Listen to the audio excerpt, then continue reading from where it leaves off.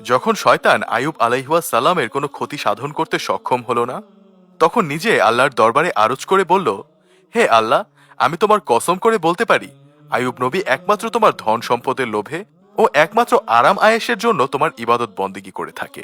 যদি তার এ ধন সম্পদ বিলীন হয়ে যায়, তবে সে একদিনও তোমার ইবাদত বন্দেগী করবে না। হে আল্লাহ, তুমি নবীর ওপর হস্তক্ষেপ করার ক্ষমতা আমাকে একটু দাও, আমি দেখি আইয়ুব তোমার কতটা বিশ্বস্ত নবী। আল্লাহ তাআলা শয়তানকে জানিয়ে দিলেন, যাও, তোমাকে নবীর ওপর হস্তক্ষেপ করার ক্ষমতা দেয়া হলো। তোমার যেভাবে ইচ্ছে সেভাবে নবীকে পরীক্ষা করতে পারো। শয়তান আল্লাহ তাআলার দেয়া ক্ষমতা পেয়ে প্রথমে একজন পথিক সেজে হযরত আইয়ুব আলাইহিসসালামের কাছে গমন করলেন। নিজ দারিদ্রতার কথা বলে কয়েকদিন তার দরবারে থাকার আবেদন জানায়। হযরত আইয়ুব আলাইহিসসালাম লোকটা সম্পর্কে সন্দেহ প্রকাশ করেন, কারণ তার শরীর থেকে এক প্রকার তীব্র গন্ধ তিনি অনুভব করেন। হযরত আইয়ুব আলাইহিসসালাম বললেন, আমি তোমাকে কিছু টাকা পয়সা দিচ্ছি, তুমি অন্যত্র গিয়ে থাকার ব্যবস্থা করো। আইয়ুব আলাইহিসসালামের এই ব্যবহারে শয়তান খুবই ক্ষিপ্ত হলো, তাই সে ফেরত গেল। সে নবীর ফল বাগানে একদিন আগুন ধরিয়ে দিল। নবীর কাছে খবর গেল, নবী উত্তরে বলল, আলহামদুলিল্লাহ। পরের দিন শয়তান আবার পশুর আস্তরণে আগুন ধরিয়ে দিল, যাতে সমস্ত পশু মারা যায়। কিছু সংখ্যক রাখালও মৃত্যুর হাত থেকে রক্ষা পায়নি। পরের দিন প্রবল এক ভূমিকম্পে তার বাসস্থান বিধ্বস্ত হয়। আইয়ুব আলাইহিসসালামের স্ত্রী, সন্তান সন্ততি বিধ্বস্ত বাড়ির নিচে পড়ে ইন্তেকাল করলেন। হযরত আইয়ুব আলাইহিসসালামের নিকট খবর পৌঁছালো। তিনি বললেন, সুবহানাল্লাহ, আলহামদুলিল্লাহ, লা ইলাহা ইল্লাল্লাহ। চারজন স্ত্রীর মধ্যে দুইজন জীবিত ছিলেন। একজন নবীর সাথে তর্ক বিতর্ক করে বিদায় হয়ে গেলেন। বাকি থাকলো একমাত্র রহিমা। এদিকে মানুষ নবীর প্রতি তুচ্ছ তাচ্ছিল্য ও উপহাস আরম্ভ করে দিল। কেউ কেউ বলল, আইয়ুব যদি আল্লাহর নবী হতো, তাহলে তার ওপর এত কেন গজব নাজিল হলো? সে আল্লাহর নবী নয়। নবীর ভক্তদের মধ্যেও ভাঙন শুরু হলো। অবস্থা দেখে শয়তান তেমন খুশি হতে পারল না, কারণ সবকিছু শেষ হবার পরও আইয়ুব নবীর কোনো পরিবর্তন হলো না। শয়তান আর বসে থাকতে পারল না। সে একদিন নবীর এক ভক্ত হয়ে তার নিকট পৌঁছালো। তার শরীরে একটি গরম ফুঁক দিয়ে সে বিদায় হয়ে গেল। পরের দিন নবীর শরীরে এক প্রকার ফোসকা উঠে ভরে গেল। তিনি খুবই অসুস্থ হয়ে পড়লেন। এতে করে ইবাদত বন্দেগীতে কিছুটা বিঘ্ন সৃষ্টি হলো। স্ত্রী রহিমা তার সেবা যত্ন আরম্ভ করে দিলেন। আস্তে আস্তে ফোড়াগুলো বের হয়ে ক্ষতের সৃষ্টি হলো। দীর্ঘদিন এই অবস্থায় কাটানোর পর মাংসের মধ্যে এক প্রকার কীট দেখা গেল। আরো কিছুদিন অতিবাহিত হবার পরে আরো 2 রকমের নতুন পোকার সৃষ্টি হলো। এই পোকাগুলো নবীর শরীরের মাংস এবং রক্ত খেতে শুরু করলো। অন্যদিকে নবীর স্ত্রীর জমা করা টাকা পয়সা সব শেষ হয়ে গেল। শুধু পানি পান করে স্বামী স্ত্রী কয়েকদিন কাটালেন। তারপর আর ধৈর্য ধরতে পারলেন না। তখন বিবি রহিমা আইয়ুব আলাইহিসসালামের নিকট বললেন, এখন আমাদের আর কিছুই নেই। অতএব আমি গ্রামে গিয়ে মানুষের বাসায় কাজ করে যা উপার্জন করতে পারি, তা দ্বারা অন্তত কিছু আহারের ব্যবস্থা করা সম্ভব হবে। অতএব আমাকে এ ধরনের কাজ করার অনুমতি দিন। হযরত আইয়ুব আলাইহিসসালাম স্ত্রীর কথা শুনে অনেকক্ষণ কাঁদলেন। তারপর তিনি স্ত্রীকে কাজের অনুমতি দিলেন। এদিকে হযরত রহিমা নবীকে ছেড়ে বিদায় গ্রহণ করার মানুষ না, তাই তিনি সর্বদা নবীর খেদমতে ব্যস্ত থাকলেন। মানুষের বাসায় কাজ করে যা সামান্য উপার্জন করতেন, তা দ্বারা হযরত আইয়ুব আলাইহিসসালাম ও নিজের আহারের ব্যবস্থা করতেন। এভাবে দীর্ঘদিন অতিবাহিত হয়ে চলল। একদিন কয়েকটি জীবিত পোকা মাটিতে গড়িয়ে পড়ল। তখন আইয়ুব আলাইহিসসালাম তার স্ত্রীকে ডেকে বললেন, রহিমা, পোকাগুলো যদি আমার মাংস রক্ত খেয়ে তৃপ্তি লাভ করে, তবে এতে আমার ক্ষতি কি? এতে অন্তত খাবার দান করার পুণ্য অবশ্যই পাওয়া যাবে। যে পোকাগুলো গড়িয়ে মাটিতে পড়ে গেল, ওদের উঠিয়ে আমার শরীরে দাও। হযরত রহিমা তার স্বামীর আদেশ অনুযায়ী পোকাগুলোকে আইয়ুব আলাইহিসসালামের শরীরের উপর রেখে দিলেন। একদিন হযরত রহিমা গ্রামে গিয়ে কোনো কাজ পেলেন না। তখন তিনি খুবই দুশ্চিন্তাগ্রস্ত হলেন। অবশেষে এক কাফের রমণীর নিকট গিয়ে বললেন, হে মহিয়সী, আপনি আমাকে আজকের জন্য একটি টাকা ধার দিন, আমি আগামী দিন এই ধার শোধ করব। মহিলা রহিমার কথা শুনে বলল, আমি কাউকে ধার দেই না। জীবনে অনেককেই টাকা ধার দিয়েছি, কিন্তু আজ পর্যন্ত ফেরত দেয়নি। অতএব ভাওতাবাজি ছেড়ে সোজা পথ দেখো। হযরত রহিমা বললেন, তবে আমাকে কিছু কাজ দিন, বিনিময়ে একটি টাকা দিবেন। তুমি যদি একটি টাকা নিতে চাও, তবে তোমার মাথার সুন্দর চুলগুলি কেটে আমাকে দিয়ে দাও, আমি ওইগুলোর বিনিময়ে তোমাকে টাকা দিতে পারি। হযরত রহিমা বললেন, আমার মাথার চুল দেব না। আমার স্বামী বিছানা থেকে ওঠার সময় আমার মাথার চুল ধরে ওঠেন, কারণ তার হাতের তালুতে কোনো চামড়া নেই। আপনাকে চুল দিলে তিনি কি ধরে উঠবেন? তখন মহিলা বললেন, তবে চুলের অর্ধেকটা দিয়ে দাও। রহিমা নিরুপায় হয়ে অর্ধেকটা চুল কেটে দিতে রাজি হলেন। বিনিময়ে তাকে একটি টাকা দিলেন। হযরত রহিমা টাকা নিয়ে সামান্য খাবার কিনে নিয়ে গেলেন।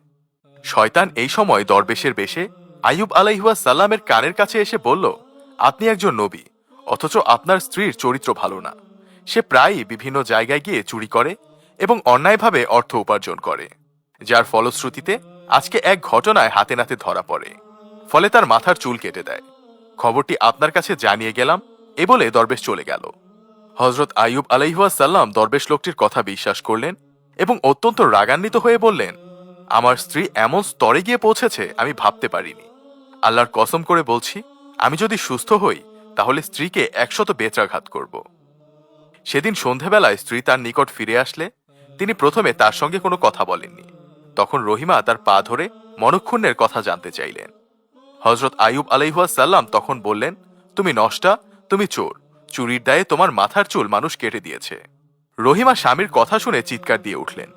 আল্লাহর দরবারে আরজ করে বললেন, হে মহান আল্লাহ, তুমি সবকিছু জানো। আমি যদি সঠিক হই তবে আমার স্বামীর সন্তুষ্টি ফিরিয়ে দাও, আর যদি আমি পাপী হই তবে তুমি আমাকে শাস্তি প্রদান করো। এমন সময় জিব্রাইল আলাইহিস সালাম সেখানে অবতীর্ণ হলেন এবং হযরত আইয়ুবকে জানিয়ে দিলেন, তার স্ত্রী সৎ এবং নেককার, আপনি তার প্রতি খুশি হয়ে যান, তার পরিবেশিত খাদ্য গ্রহণ করুন। হযরত জিব্রাইল আলাইহিস সালামের বক্তব্য শুনে হযরত আইয়ুব আলাইহিস সালাম রহিমাকে কাছে ডেকে বললেন, রহিমা, আমাকে ক্ষমা করো, শয়তানের ধোকায় পড়ে আমি তোমাকে ভুল বুঝেছি। তুমি আমার প্রতি মনক্ষুণ্ণ হইও না, আমাকে ক্ষমা করে দাও, আমি আর কখনোই তোমার প্রতি রাগ করব না। হযরত রহিমা স্বামীর মুখে এই ধরনের কথা শুনে খুশি হলেন এবং স্বামীর সেবা যত্ন আরম্ভ করলেন। হযরত আইয়ুব আলাইহিস সালাম দীর্ঘ 18 বছর এই রোগ যন্ত্রণা ভোগ করেছিলেন। পোকাগুলো যখন তার চোখ ও জিহ্বা আক্রমণ করল তখন তিনি কেঁদে আল্লাহর দরবারে আরজ করে বললেন, হে আল্লাহ, আমার চোখ দ্বারা স্ত্রীকে দেখি, সূর্য দেখে নামাজের ওয়াক্ত নিরূপণ করি, আর জিহ্বা দ্বারা তোমার জিকির আজকার করি। এই দুটি যদি নষ্ট হয়ে যায় তবে তোমার ইবাদত করা আমার জন্য কষ্টকর হয়ে যাবে। একদিন ভোরবেলা বিবি রহিমা কাজে বের হয়ে যাবার পরে হযরত জিব্রাইল আলাইহিস সালাম এসে হযরত আইয়ুব আলাইহিস সালামকে বললেন, আপনি পা দিয়ে মাটির ওপর লাথি মারুন, এতে পানির একটি নহর সৃষ্টি হবে।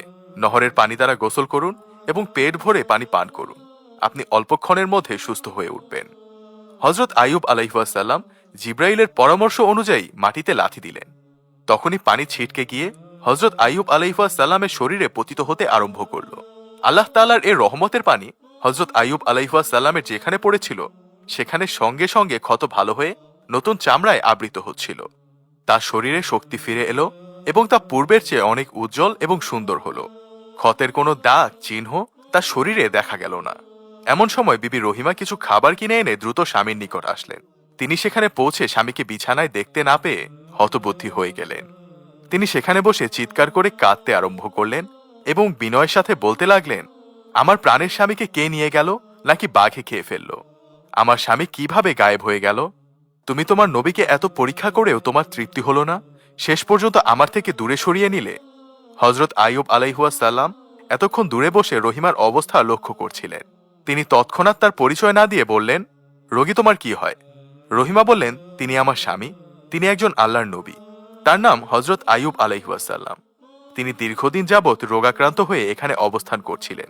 হযরত আইয়ুব আলাইহিস সালাম জিজ্ঞাসা করলেন, তাকে দেখতে কেমন দেখায়? রহিমা জবাবে বললেন, কিছুটা আপনার চেহারার সাথে মিল আছে। বিবি রহিমার অস্থিরতা দেখে হযরত আইয়ুব আলাইহিস সালাম আর ধৈর্য ধারণ করতে পারলেন না। তখন বললেন, আমিই তোমার সেই আইয়ুব। তখন বিবি রহিমা কান্না করে দিলেন। তখন উভয়ই নিজ বাড়িতে ফিরে এসে দেখলেন তাদের দালান কোঠা সবকিছু পূর্বের ন্যায় অক্ষত অবস্থায় আছে। তারপর তারা ভেতরে প্রবেশ করে দেখলেন তাদের ছেলে মেয়ে ভেতরে বসে খেলছেন।